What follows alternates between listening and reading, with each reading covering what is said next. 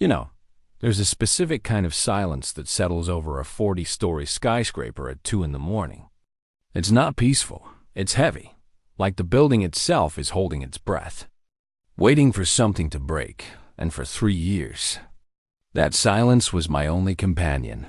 Well, mine and the hum of the HVAC system that kept the air in the lobby of Vance Horizon chilled to a precise 68 degrees. I'm Elias, by the way, Elias Thorne. And to the people in suits who walked past me every morning, I was just part of the furniture. A guy in a polyester uniform making $15 an hour to stare at monitors and swipe a keycard. And honestly, that's exactly how I wanted it. See, when you spend a decade in a unit that technically doesn't exist, doing things in deserts and jungles that never made the evening news, invisibility isn't an insult, it's a luxury, it's safety. I had a daughter at home, Maya, she was 8 going on 30, with missing front teeth and a devastating questions about why the sky is blue. And she was the only reason I was standing in that marble lobby instead of drinking myself to death in a dive bar somewhere. I needed boring. I needed predictable. I needed a life where the biggest threat was a jam paper shredder or a delivery guy parking in the wrong zone. But life, as I've learned the hard way, has a funny way of laughing at your plans, especially when you think you've finally outrun the chaos.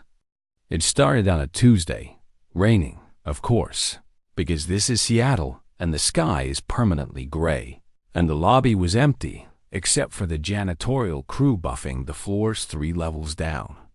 Then the elevator chimed, a sound that echoes like a gunshot in an empty atrium. And out stepped Elena Vance.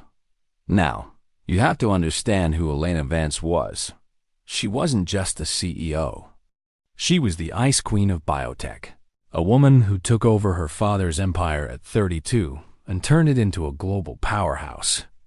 She was sharp, terrifyingly intelligent, and possessed a gaze that could peel the paint off a wall. I'd seen her maybe a dozen times, usually surrounded by a phalanx of lawyers and yes-men, walking with a stride that said she owned the ground she stepped on. She never looked at me, never nodded, which was fine. Giants don't notice the ants, right? But that night, at 2:14 a.m., the giant was stumbling. She came out of that elevator like she was walking on the deck of a ship in a hurricane, one hand dragging along the expensive mahogany paneling, her other hand clutching a designer bag like it was a life preserver. My first instinct was the one they train out of you in corporate. Security but burn into you in the service, assess the threat. But my second thought was just, great, another rich kid who can't handle her scotch. I watched her zigzag across the polished floor, her heels clicking in an uneven, broken rhythm that set my teeth on edge. She looked messy. Hair coming loose from that severe bun she always wore, coat hanging off one shoulder. And she was mumbling something that sounded like nonsense. I stepped out from behind the desk, putting on my concerned employee face, the one that says I'm here to help but I'm really just judging you. And I called out, "Ms. Vance, do you need me to call a car?" She didn't answer.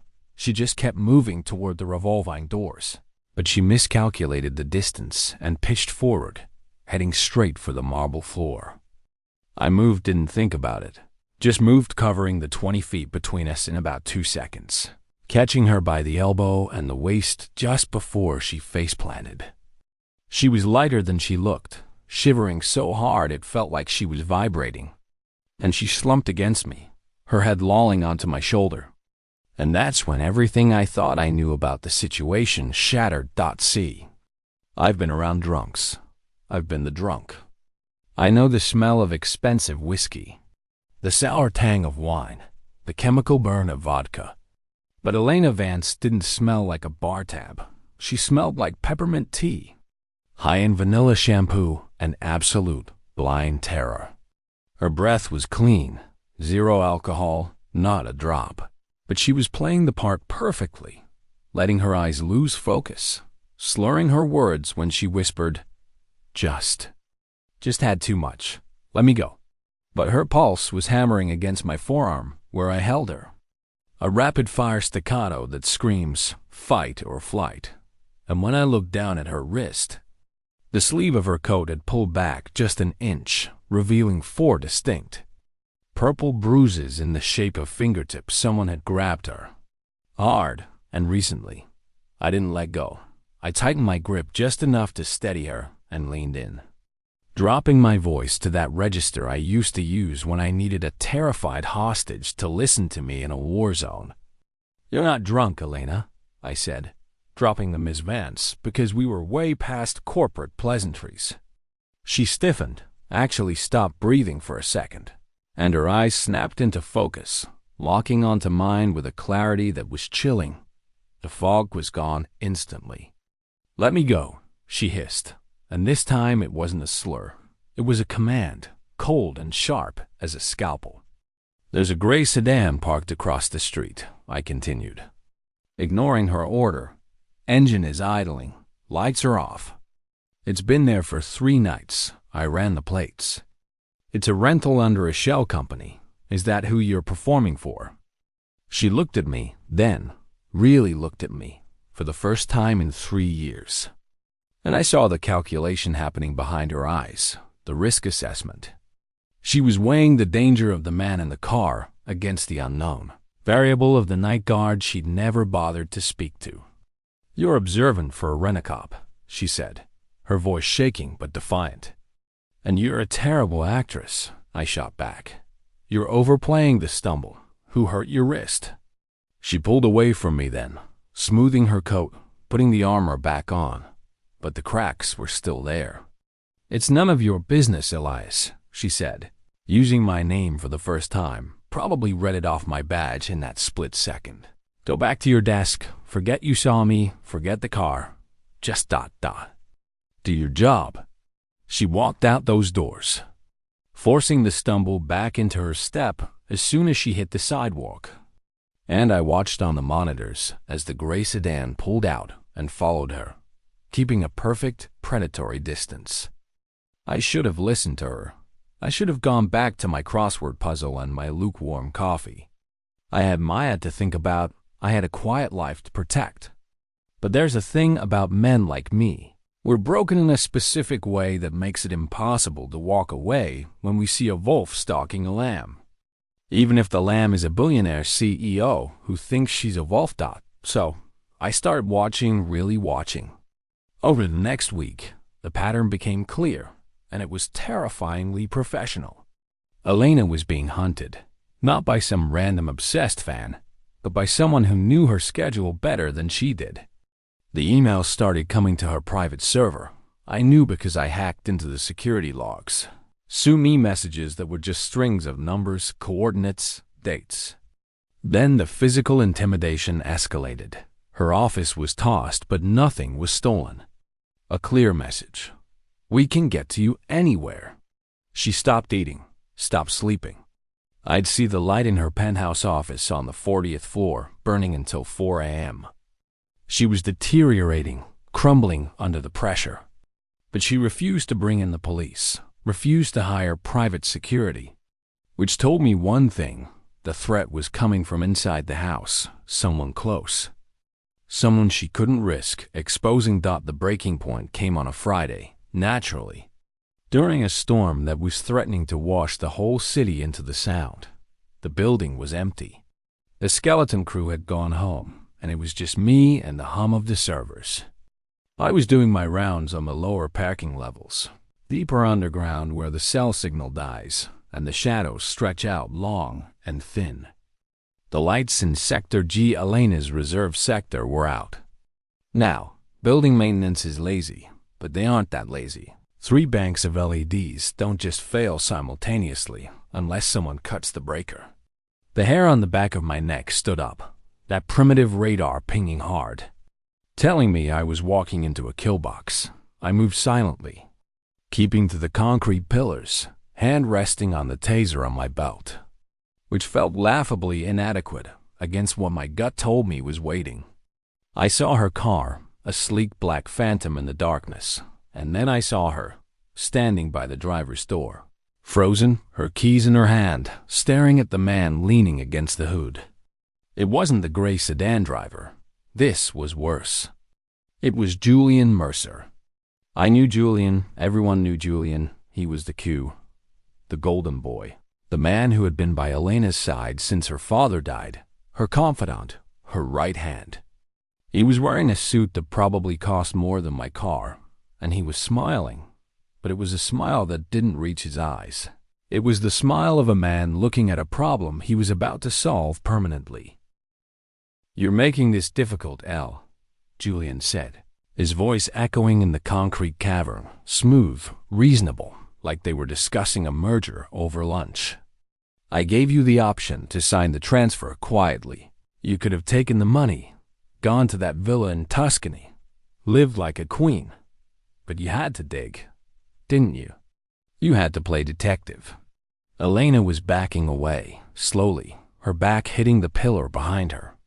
"You're selling the Omega prototype to the consortium," she said, her voice trembling but audible. "It's a biological weapon, Julian, not a pharmaceutical. You're going to kill thousands of people." "I'm going to make billions of dollars," Julian corrected, pushing off the car and taking a step toward her. Reaching into his jacket, and I saw the glint of metal, not a gun. A syringe, something quiet, something that would look like a heart attack or an overdose. "And you're going to have a tragic accident, the stress of the job, the hidden alcoholism. Everyone saw you stumbling in the lobby last week. Elena, the narrative is already written. I just need to provide the ending." He lunged. It wasn't a clumsy grab. It was fast, aggressive. Elena screamed, a raw, terrifying sound, and scrambled sideways, but he caught her hair, yanking her back. That was my cue. I didn't announce myself, didn't yell halt, or any of that movie garbage. I stepped out from the pillar and closed the distance in silence. Julian raised the syringe, focused entirely on her, which was his first mistake. I kicked the back of his knee hard, shattering the joint structure, and as he buckled, I grabbed his wrist, the one with the needle, and twisted it until I heard the snap of radius and ulna. He howled, dropping the syringe, and I shoved him face first into the hood of the car, pinning him there with my forearm across his throat. "Stay down," I growled, pressing harder as he thrashed. But Julian wasn't alone. Of course he wasn't alone. I heard the footsteps behind me a split second too late, the heavy, rhythmic thud of tactical boots. The driver of the gray sedan. I spun, shoving Julian away, but the new guy was a pro. He feinted left and cracked the baton across my ribs. The pain was blinding, white-hot, stealing the air from my lungs. I went down to one knee, gasping, and saw Elena scrambling for the elevator. But Julian was already up, limping but furious, cutting her off. The hired muscle raised the baton for a skullcracker of a shot on me, and I had to make a choice, defend myself or save her. I rolled forward, taking the hit on my shoulder, which felt like it dislocated, and swept the guy's legs, bringing him down. I scrambled up, ignoring the screaming protests of my body, and grabbed Elena, shoving her toward the stairwell door. "Run!" I roared. "Go up, not down. Roof access." She hesitated, looking at me with wide, panicked eyes. "Go!" I yelled again, turning back to face the two men. The hired muscle was up, pulling a suppressed pistol. Now things just got real serious, and Julian was leaning against the car, face twisted in hate, holding his broken wrist. "Kill him," Julian spat. "Kill them both." I didn't have a gun. I had a taser, a flashlight, and a set of keys.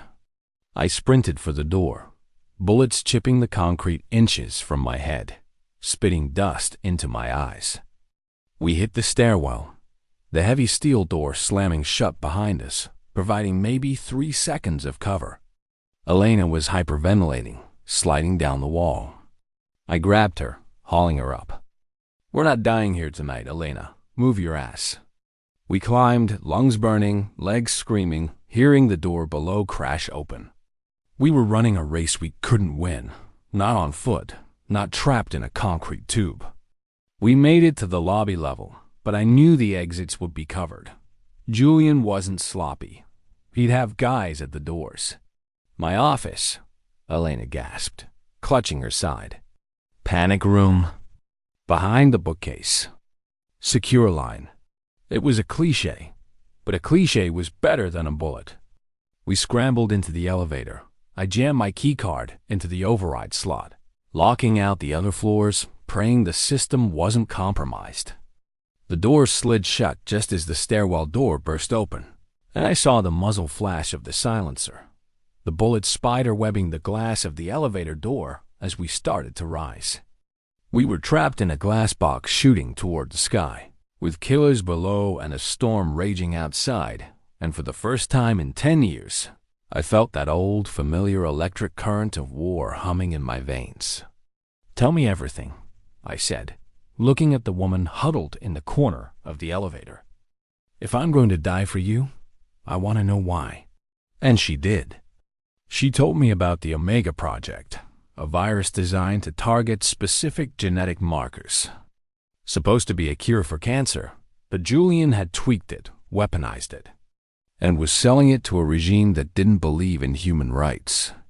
She had found the files, encrypted them, and hidden the key. That's what he wanted. Not money, he wanted the key. The elevator dinged at the 40th floor. We stepped out into the plush carpet of the executive suite, but the silence was gone. The wind was howling against the floor-to-ceiling windows, rain lashing the glass like shrapnel. "The room," I said, pushing her forward. But as we turned the corner to her office, I stopped dead. The door was open. Someone was already inside. Julian had a backup team. Of course he did. 3 men, tactical gear, night vision goggles pushed up on their foreheads, rifling through her desk. They froze when they saw us. I looked at Elena, saw the despair crashing down on her. We were 40 floors up, outgunned, outmanned, and nowhere to go. I looked at the fire alarm pull station on the wall next to me. I looked at the heavy decorative vase on the pedestal. And I looked at Elena. "Do you trust me?" I asked, my voice low. She looked at the men raising their weapons, then at me. "I don't have a choice, do I?" "No," I said. "You really don't." I smashed the vase into the fire alarm, triggering the strobes and the deafening siren, plunging the floor into chaotic, flashing madness. In the confusion, I didn't run away from the gunmen. I ran at them. It was suicide, or it should have been. But chaos is a ladder, right? I tackled the lead guy, using his body as a shield as the others hesitated to fire. We went down in a tangle of limbs and gear. "Get to the roof." I screamed at Elena over the siren. "The chopper pad!" She ran, and I was left alone in a flashing, screaming hallway with 3 trained killers, armed with nothing but rage and the desperate need to get home to my daughter. This is where the movie version of this story usually has the hero taking out all 3 guys with some fancy martial arts moves, dusting off his hands and walking away without a scratch. But reality is messy, ugly, and hurts a hell of a lot more. I took a boot to the ribs that I'm pretty sure cracked 2 of them, and a pistol whipped to the temple that opened up a gash, sending blood pouring into my left eye, blinding me on that side. But I fought dirty. I used the environment. I used their own confusion against them.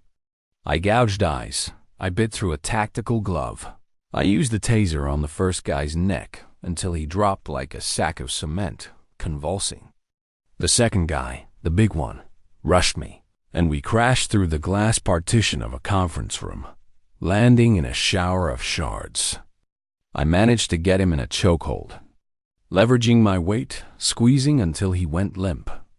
But the third guy, the one with the suppressed MP5, he was hanging back, waiting for a clear shot. I rolled behind the mahogany conference table just as he opened up, bullets shredding the wood, sending splinters flying like needles. I was cornered, bleeding, vision swimming, weaponless. I checked my belt flashlight, radio, keys. That was it. I unclipped the heavy maglite, the old school kind that weighs 5 pounds, and waited. The firing stopped. He was reloading or moving up. I listened, hearing the crunch of glass under his boots. Crunch. Crunch. Pause. He was flanking me. I took a breath, thought of Maya sleeping in her bed under her glow-in-the-dark stars, and threw the keys to the left hard against the wall. He turned, firing a burst at the sound, and I surged up from the right, swinging that flashlight with every ounce of desperate strength I had left. It connected with his helmet, creating a ringing crack, dazing him, and I didn't stop. I followed through with a tackle, driving him into the wall. Wrestling for the gun, it went off deafening in the small space, shattering the window overlooking the city. Rain and wind exploded into the room, a vortex of water and glass. We wrestled for the weapon, sliding on the wet floor, breathless grunts and curses the only human sounds in the mechanical shriek of the fire alarm. I finally got my thumb behind the trigger guard, jamming it, and headbutted him. Once, twice, right in the nose, feeling cartilage give way. He slumped, and I ripped the gun from his hands, backing away, chest heaving, pointing the weapon at the door. I was the last man standing, but barely. I staggered out, heading for the roof stairs. The wind up there was ferocious, a physical force trying to push me off the edge. Elena was huddled behind an HVAC unit, soaked to the bone, shaking violently. She looked up when she saw me, eyes wide at the blood covering half my face. "Did you?" "Are they?" She couldn't finish the sentence. "They're down," I shouted over the wind. "But Julian is still coming, and he won't come alone." We were trapped on the roof of the world, nowhere to go but down. "The helipad," she yelled, pointing. "My extraction protocol. If I enter the code, the private security chopper comes. Do it." I yelled, scanning the roof access door. She fumbled with her phone, fingers slick with rain, typing furiously. 5 minutes, she screamed. ETA 5 minutes. 5 minutes is a lifetime in a firefight. I positioned myself behind a concrete barrier, checking the MP5. Half a mag left. "Stay low," I told her. The roof door burst open. It wasn't Julian. It was the driver from the garage, the pro, looking battered but very much alive, and he had 2 new friends. They fanned out, tactical, precise. They knew we were cornered. "Give me the key, Elena." Julian's voice boomed from the doorway. He stepped out, arm in a makeshift sling, face twisted in a rictus of hate. "Give it to me, and maybe I let the guard live." He was lying, we both knew it. "Don't listen to him," I yelled, firing a warning burst that sparked off the metal near his feet. They returned fire, pinning us down. Concrete chips flew everywhere. We were losing ground. They were flanking us, moving in for the kill. I looked at Elena.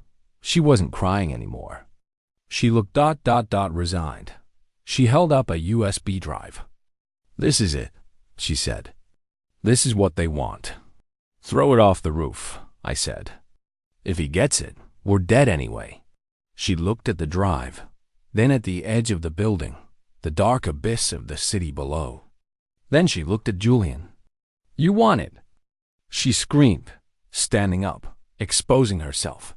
"Nitrogen monoxide." I lunged to pull her down, but she was already moving. "Come and get it." She threw the drive, not off the roof, but onto the open expanse of the helipad. Right in the center, a tiny silver object in the pouring rain. It was a bait. A brilliant, suicidal bait. Julian saw it.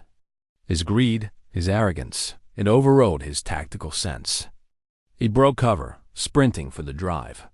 "Cease fire!" He screamed at his men, afraid they'd hit the precious data. He scrambled onto the wet concrete of the pad, reaching for the silver stick. That was the moment. The sound of rotor blades cut through the storm, Not from above, but rising from below. The chopper wasn't 5 minutes away. It was already there. It crested the edge of the building, a massive black bird of prey, its searchlight blindingly bright, hitting Julian dead on. The wash from the rotors hit him like a physical blow. He stumbled, slipping on the wet surface, fingers inches from the drive. He looked up, blinded by the light, and I saw the realization hit him. The chopper didn't have a medical cross on it. It had the logo of the FBI. Elena hadn't called private security. She had sent the files to the feds 10 minutes ago. She had called them. Drop the weapon. Federal agents. The voice from the chopper's loudspeaker boomed, shaking my ribs. Tactical teams were rappelling down from the skids, fast roping onto the roof. Julian's men dropped their guns, instantly. Mercenaries don't die for a paycheck when the odds are 0. Julian, though, he knelt there, staring at the USB drive, soaking wet, broken. He looked at Elena, then at me. For a second, I thought he might jump. But cowards want to live. He slumped, putting his hands on his head. I didn't feel triumphant. I felt exhausted. I slid down the wall, the adrenaline crash hitting me like a freight train. The darkness started to creep in at the edges of my vision. I felt a hand on my face.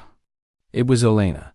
She was kneeling in the puddle next to me, ruining a suit that cost more than my annual salary, pressing her scarf to the cut on my head. "You stayed," she whispered, sounding amazed. "You actually stayed." "It's my job," I mumbled, the words slurring now. "I'm security." Then the lights went out for real. I woke up in a hospital room that looked more like a hotel suite. Flowers everywhere, beeping machines, and the smell of antiseptic. My ribs were taped, my head was stitched, and I felt like I'd been run over by a tank. Maya was there, asleep in a chair, holding a stuffed bear. And Elena was there, standing by the window, looking out at the city. She wasn't wearing a power suit. She was wearing jeans and a sweater. She looked human. When she saw I was awake, she didn't launch into a speech. She just walked over and poured me a glass of water. "Julian is in federal custody," she said quietly. "The Omega project is destroyed. The board is gutted. I'm cleaning house." I took a sip, wincing. Did I get fired for destroying the conference room? She laughed, a real sound, not the polite corporate chuckle. "Technically, yes. Because I can't have my head of global security working the front desk anymore." I looked at Maya sleeping. "I don't know, Elena. I like boring. I like invisible." "You're not invisible, Elias," she said, sitting on the edge of the bed. "Not anymore. And honestly, I don't think you ever were. You just needed a reason to be seen." 6 months later. It's Thanksgiving. My apartment isn't big, but it smells like roasted turkey and sage stuffing. Maya is showing Elena how to play some video game, and the CEO of Vance Horizon is losing badly, laughing with her head thrown back. We aren't dating, not exactly. It's complicated. We're two people from different planets who collided and survived the explosion. She comes over for dinner. I go to her events when she needs someone who can spot a threat from a mile away. We trust each other. In a world full of liars and masks, that's better than romance. But here's the thing that keeps me up at night. The jagged edge of this happy ending. The system didn't save Elena. The police didn't know. The shareholders didn't care. If I hadn't stepped out from behind that desk, if I had just followed protocol, she would be dead. Julian would be a billionaire, and the biological weapon would be in the hands of dictators. It took a ghost, a nobody guard breaking the rules to fix it. And that scares me, because how many other Elenas are out there right now, terrified, stumbling through a lobby, being watched by a wolf in a gray sedan, and the guy at the desk is just watching Netflix? We tell ourselves that if we follow the rules, we'll be safe. But sometimes, the rules are written by the wolves. And the only thing standing between civilization and chaos isn't a law or a camera or a policy. It's a person. Just a person deciding to give a damn when it would be easier to look away. So, tell me ... If you saw someone stumbling in the dark, looking scared, smelling like fear, would you step out? Or would you let them fall? Let me know in the comments, because I really need to believe I'm not the only one.